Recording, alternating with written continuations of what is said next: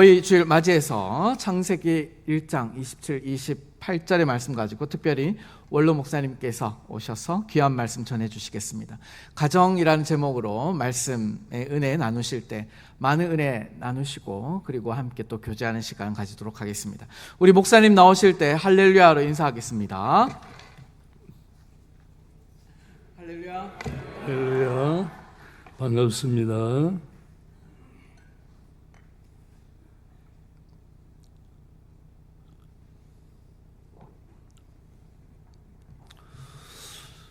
(5월은) 가정의 달.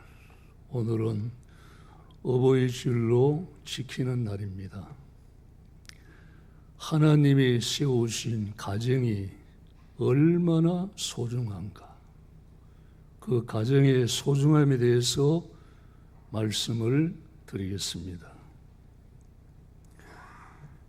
태초에 하나님께서 천지 만물을 창조하시고 6일째에 되는 마지막 날, 남자와 여자 아담과 하와를 지으시고 두 사람을 짝지어 부부가 되게 하심으로 최초의 가정을 탄생시키셨습니다. 인류 역사가 가정에서부터 시작이 되었습니다. 교회 역사도 아브라함은 가는 곳마다 제단을 쌓았더라. 가정교회부터 시작이 됐습니다. 자, 그러면 이렇게 하나님이 최초의 가정을 탄생시키시고 그들을 축복하셨는데 그 축복의 내용이 오늘 본문 말씀에 기록이 되어 있습니다. 1장 28절 다 같이 읽겠습니다. 하나님이 그들에게 복을 주시며 하나님이 그들에게 이르시되 생육하고 번성하여 땅에 충만하라. 땅을 정복하라. 바다의 물고기와 하늘의 새와 땅에 움직이는 모든 생물을 다스리라 하시니라. 먼저 하나님의 형상을 따라 지음받은 피조물은 사람밖에 없습니다. 다윗은 영화와 종기로 관을 씌우셨나이다. 가장 존귀한 존재로 지으셨다는 말이죠. 하나님이 인간을 가장 존귀한 존재로 지으신 겁니다. 가정을 축복하실 때 생육하고 번성하여 땅에 충만하라. 5대양 6대주, 동서남북 지구촌 땅끝까지 줄기차게 뻗어나가라. 이 말씀이 대단히 중요해요. 이 줄기차게 뻗어나갔잖아요. 그러나 지금은 저출산으로 인하여 멈추었었습니다. 이는 여러분, 하나님의 창조적 섭리를 역행하는 일이죠. 그 대가는 인간이 고스란히 받게 되는 거예요. 기억하셔야 합니다. 땅을 정복하라. 땅을 정복할 수 있는 능력을 인간에게 주신 거죠. 또 모든 생물을 다스리라. 인간을 만물의 영장이 되게 하셨습니다. 그리고 창조의 핵심은 하나님의 형상을 따라 지으셨다. 하나님과의 관계 속에서 영생을 누리며 행복하게 사는 존재로 지으셨다. 예수님 말씀하셨지요. 너희가 나를 떠나서는 아무것도 할 수 없느니라. 인간이 하나님과의 관계 속에서 살지 아니하면 아무 가치가 없습니다. 아무것도 없습니다. 주 떠나가시면 내 생명 헛되네. 하나님과의 관계 속에 살 때만이 가치가 있지, 하나님과의 관계 속에 살지 않으면 아무것도 아닙니다. 하나님이 인간에게 주신 축복은 상상을 초월합니다. 그런데 사람이 못나서 하나님의 축복을 욕으로 갚고 있습니다. 여러분, 남자로 태어나고 여자로 태어난 건 부모의 의지와 내 의지와는 아무 관계가 없어요. 하나님의 섭리에 의해서 남자로 여자로 태어난 것뿐입니다. 하나님의 섭리예요. 그리고 여러분, 성전환 수술을 한다고 해서 남자가 여자가 되고 여자가 남자가 되는 거 아니에요. 근본은 그대로 있습니다. 모양만 바뀐 거예요. 동성애 성전환 수술은 하나님의 창조적 섭리를 역행하는 무서운 범죄 행위입니다. 이걸 모르고 있습니다, 사람들이. 예는 예, 아닌 것은 아니다. 분별의 지혜를 가지고 살아야 돼요. 여러분, 가정의 행복을 빼앗아가는 그 어떤 죄도 절대 용납해서는 안 되죠. 가정의 행복은 우리가 지켜야 합니다.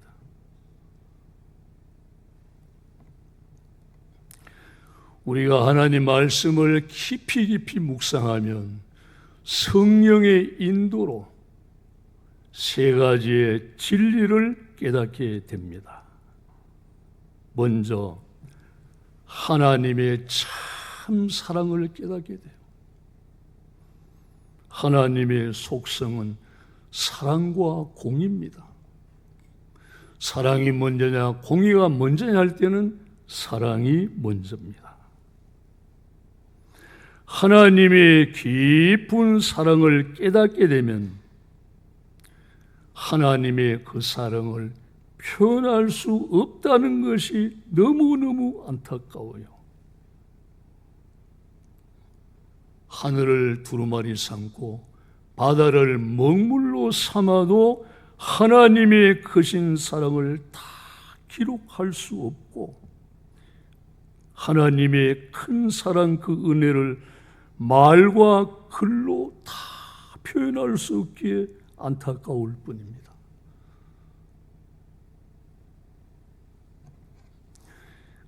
그리고 성경을 깊이 묵상하면 신구약 66권 6권이 정확무한 하나님의 말씀임을 아멘 하고 그대로 믿어집니다. 성령이 하시는 역사예요. 시편 73편 28절 하나님께 가까이함이 내게 복이라. 이 말씀과 말씀을 가까이함이 내게 복이라 동일한 말씀이잖아요. 달고 오면 생명의 말씀은 깊이 묵상하면 묵상할수록 주의 말씀의 맛이 내게 어찌 그리 단지요 내 입에 꿀보다 더하니이다. 이 말씀 그대로 체험하게 돼요. 그대로 경험하게 됩니다. 우리가 주의 말씀을 마음판에 세우고 가슴에 품고 살아야 합니다. 눈이 어두워지기 전에 여러분 하나님 말씀 묵상의 시간을 절대 놓치면 안 됩니다. 매일마다 묵상의 시간을 빼앗겨서는 안 됩니다. 꼭 기억하시기 바랍니다.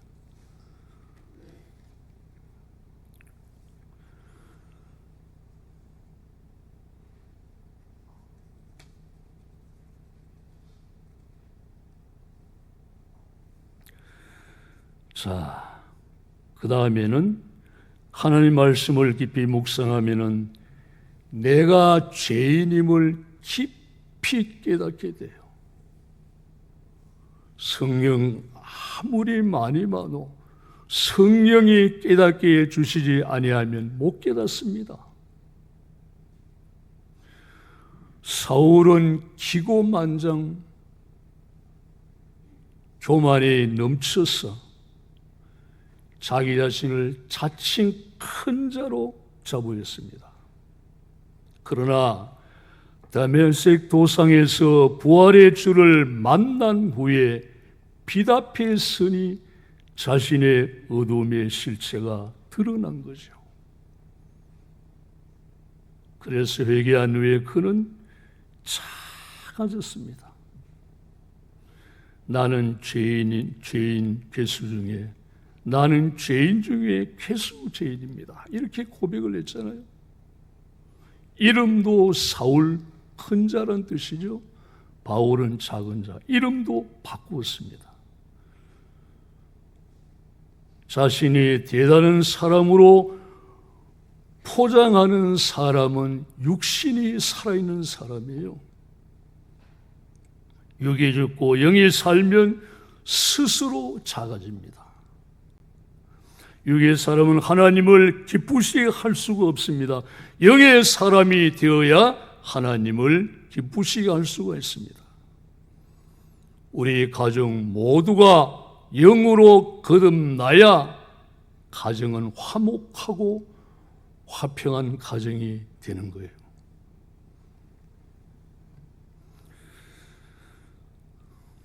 자, 하나님께서 생명을 세상에 보내실 때에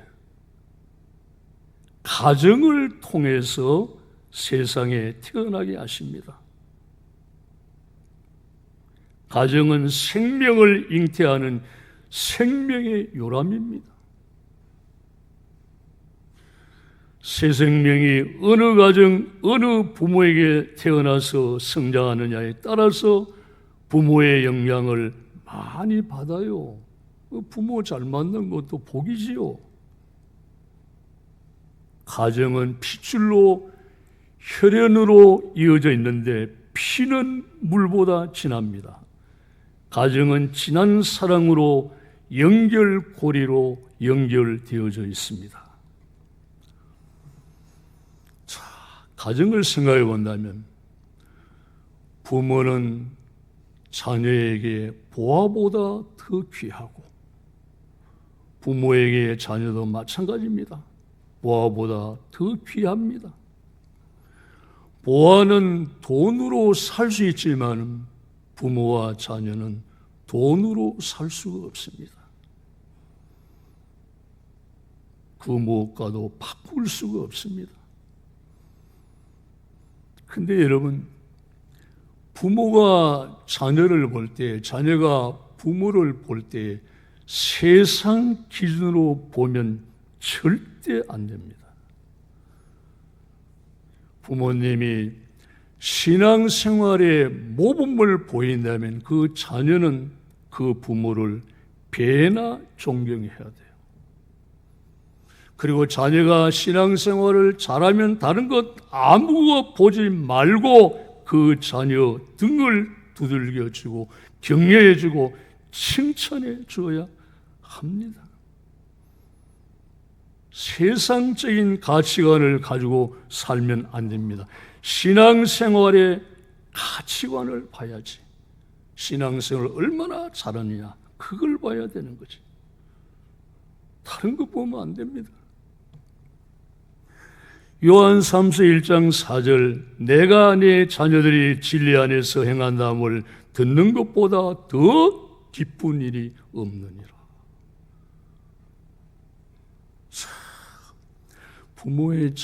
부모와 자녀 관계는요, 참 오묘한 게 너무 많아요.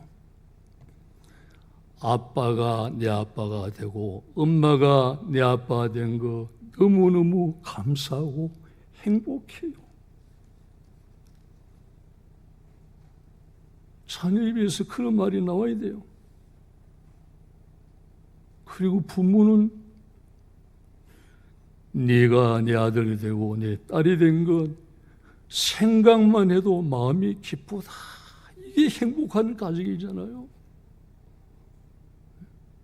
행복이 따로 있나요?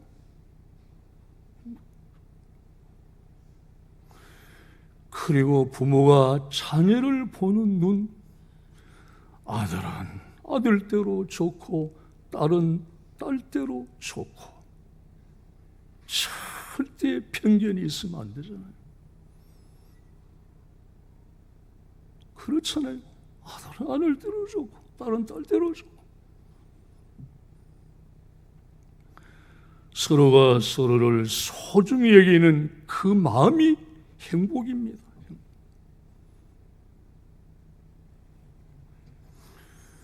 부모 잘못으로 어린 생명을 과로 만들어 버리는 일들이 있습니다. 그 아이는 부모의 사랑을 받지 못하고 성장하면서 애정 결핍으로 세상을 원망하고 사람을 불신하고 나는 외롭다, 고독감에 젖어들기가 쉽습니다. 그때 누군가가 친절하게 다가오면 선과 악을 분별하지 못하고 빠져드는 일이 많아요. 세상은 악하잖아요.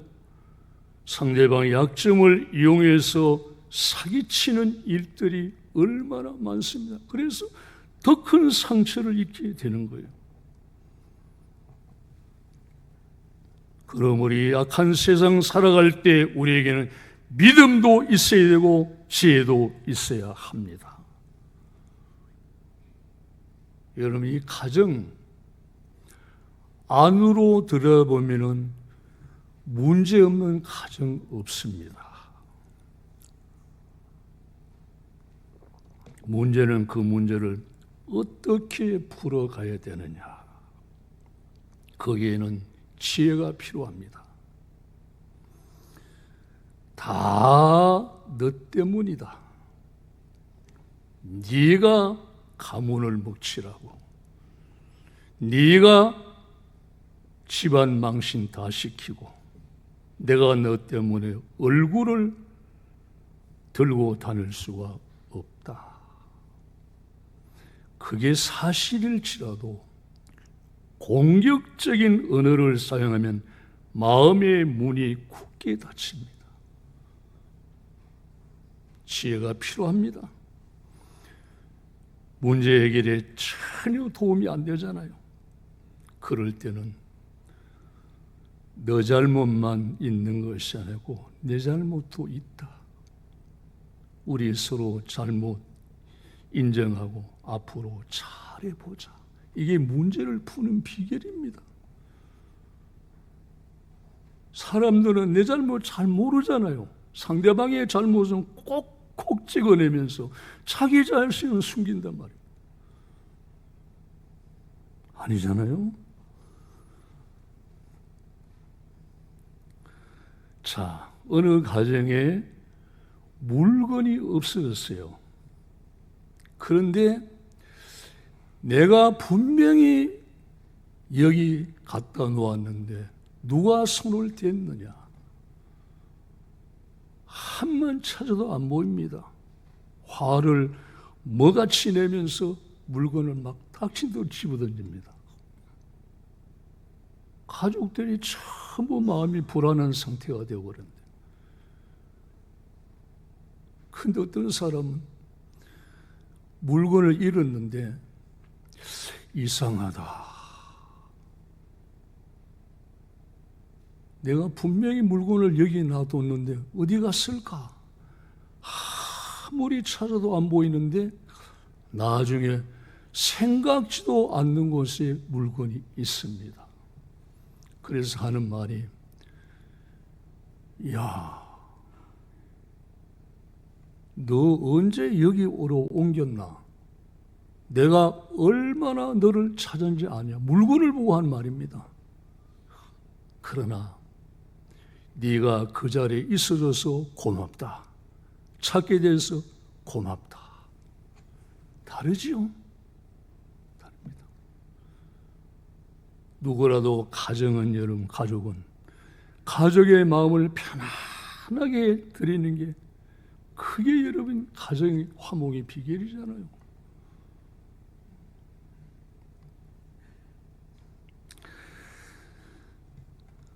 사람에게 미운 틀이 박히면 뒤통수만 보아도 그림자만 스쳐가도 미운 감정이 살아납니다.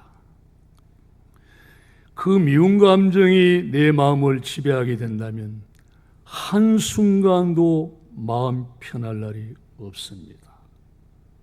이상하게 마음이 늘 불안합니다. 그때 마귀는 불을 지펴놓고 부채질하지요. 잘한다.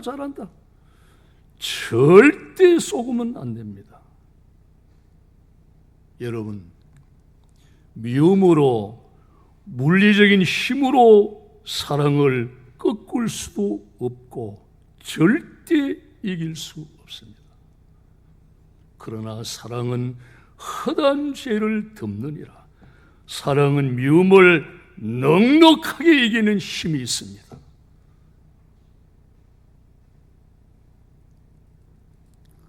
사람들은 핵무기를 두려워합니다. 왜? 핵무기는 가장 많은 사람을 한꺼번에 죽일 수 있는 살상무기라는 것을 알기 때문입니다. 그러나 사랑은 가장 많은 사람을 살리는 힘을 가지고 있습니다. 사랑의 힘이 가장 위대합니다. 육신을 입고 세상 죄를 지어가는 하나님의 어린 양으로 오신 예수님, 죄인들을 가슴에 품고 아버지여 저희 죄를 사하여 주시옵소서 기도하시고 운명하셨습니다. 사랑은 죽음보다 강합니다. 대속의 죽음으로 죄 가운데 빠진 인류를 구원하셨습니다. 예수님, 세상 죄를 지고 하시는 하나님의 어린 양으로 세상 죄를 지시고 십자가에 높이 달려 죄인들의 죄를 대신해서 죄인들이 지옥 가서 받을 지옥의 형벌의 고통을 대신 받으시는 고통 절정에 있는 그 순간에 그 십자가 밑에는 제자 중에 유일하게 사도 요한이 있었습니다. 그리고 동정여 마리아와 다른 여인들이 있었는데 마리아는 고통당하시는 예수님을 보고 하염없는 눈물만 흘리고 있습니다. 그때 예수님, 여자여 보시옵소서 아들이니이다. 여러분, 우리말 번역으로 여자여 나와 있는데 우리는 어머니를 보고 여자야 하면 결례가 되는데 원어를 보면은 이 여자야 하는 말이 존칭으로 나와 있어요. 쉽게 말하면 어머니요 아들이니이다. 그리고 요한에게 요한아 내 어머니이시니라. 그 후에 요한이 동정녀 마리아를 어머니처럼 모시게 된 겁니다. 예수님 공생의 사역이 얼마나 바쁘셨던지 식사할 시간조차 없는 정도인데도 그런데 여러분 끝까지 가정을 섬기셨습니다. 가정이 얼마나 소중한지.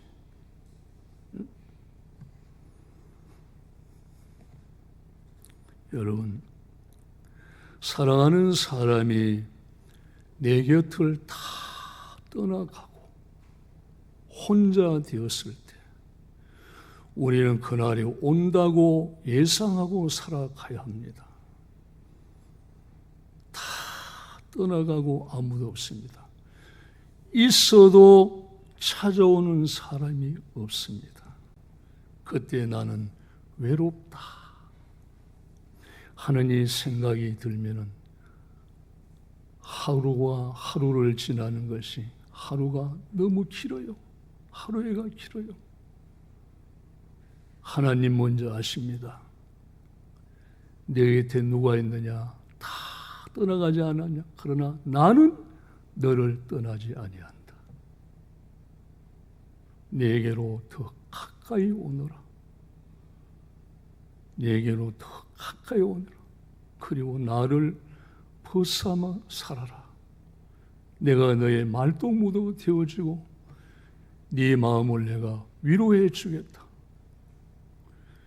그러면 여러분, 주님이 내 마음을 위로해 주시면은 고독, 불안, 초조, 근심, 염려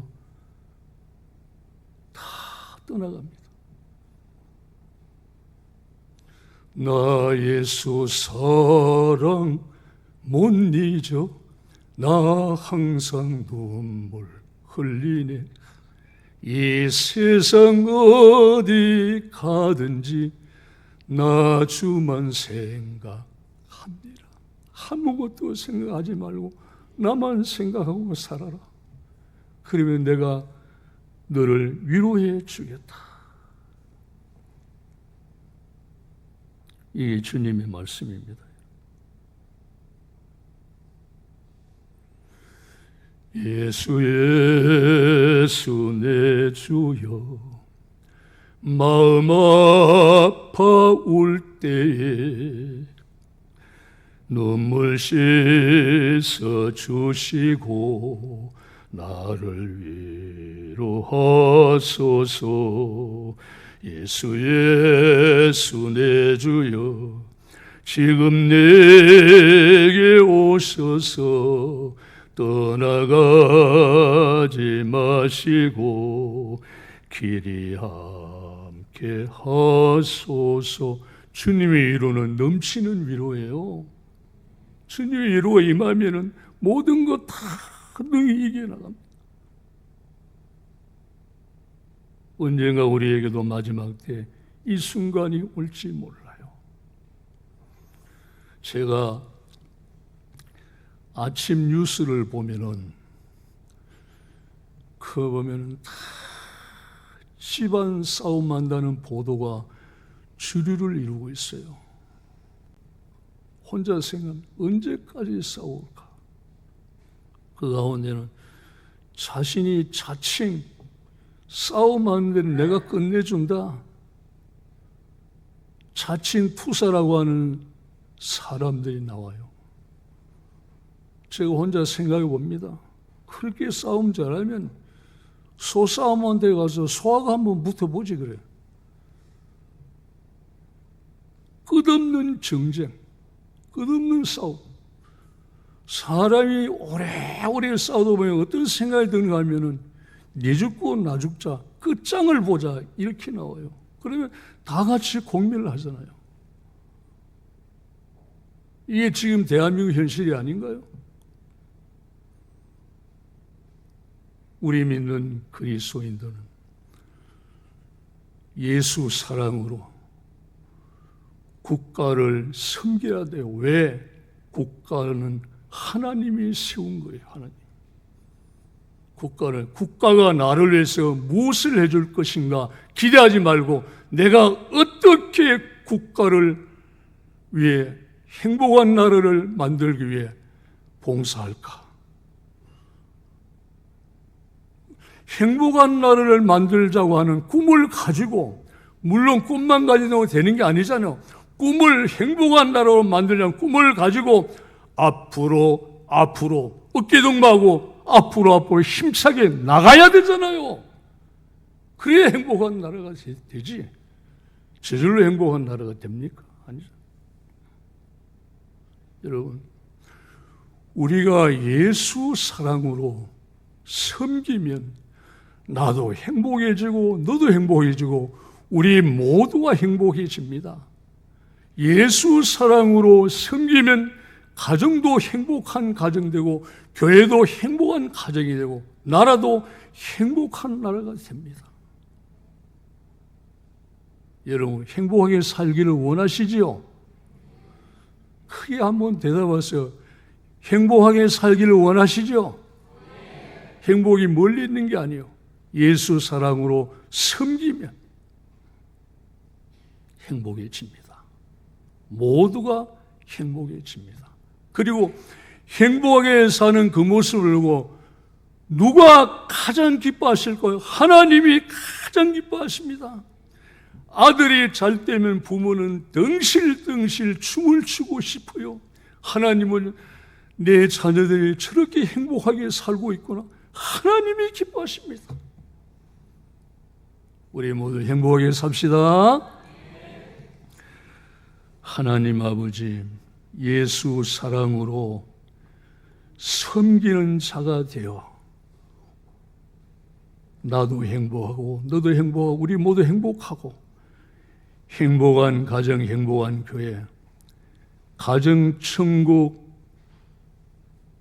그리고 천국 같은 교회 되도록 하나님이 축복하시고 대한민국 행복한 나라가 되게 하옵소서. 예수님의 이름으로 기도드리옵나이다. 아멘.